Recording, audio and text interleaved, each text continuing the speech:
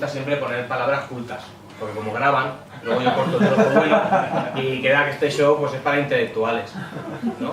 Bueno, ¿aquí lo sabe? ¿Hay algún antonomasia?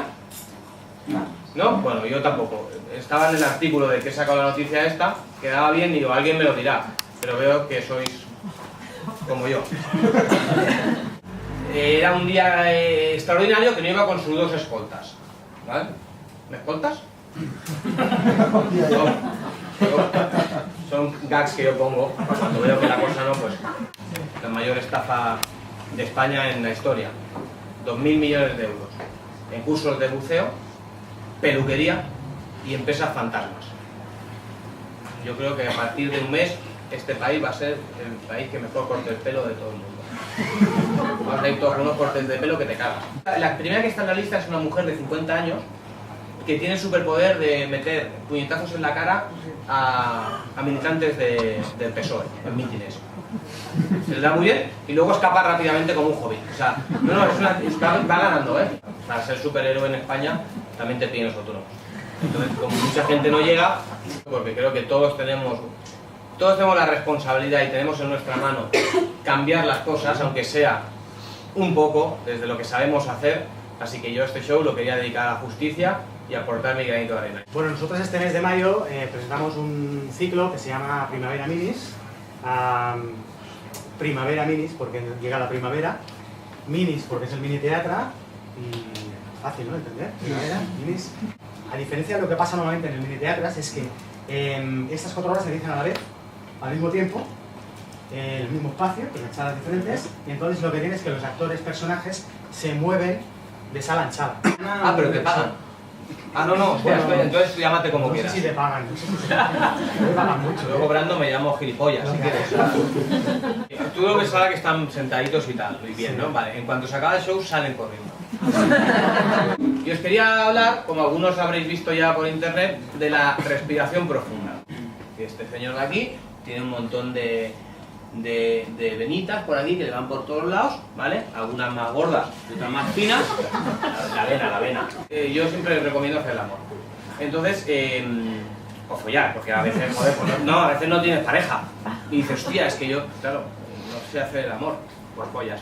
Ya está. No le pongas sentimiento. Para la linfa va igual. No distingue entre si hay sentimiento o no. O sea, les sigue igual. Lo que vamos a hacer hoy aquí es meterle a lo que es los conejillos de indias una cámara por el culo, ¿vale? Entonces vamos a sacar un monitor y vamos a ir viendo cómo funciona el sistema linfático, ¿de acuerdo? Y luego va a haber otro monitor que va a apuntar a su cara, porque también no tiene desperdicio. Como no he comprobado, tu ojete, pues no me veo con tiempo, ¿no? Vamos, sí, mejor lo dejamos, ¿vale? Darle el diafragma. Perfecto, ¿vale? Eso es el diafragma. Entonces, vamos a hacer la prueba. Si lo hago mucho, sale de linfa. No, digamos que se va. Ahora ya pasamos a lo interesante. Ya la gente ha aguantado todo este show de mierda para beber. Yo lo sé.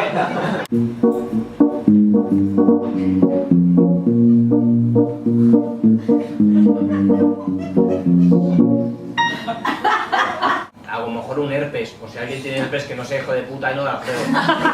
No se lo meta ahí la pajita, mira, mañana 40 personas con herpes, no lo pruebe. Al final la saliva es como los fluidos vaginales. Sí, es como el Fairy, y arriba y abajo, pero todo es infectado, ¿vale? Entonces, la voy pasando. Os enseñaré el ABC de cómo preparar un buen gin tonic y los disfrutáis con la pareja o con los niños, no evidentemente, pero no lo sé. El nombre de Ginebra viene del latín de enebro, que es juniper, ¿vale? Y en Holanda es Ginebra, y entonces de ahí viene el nombre de Ginebra, no de la ciudad.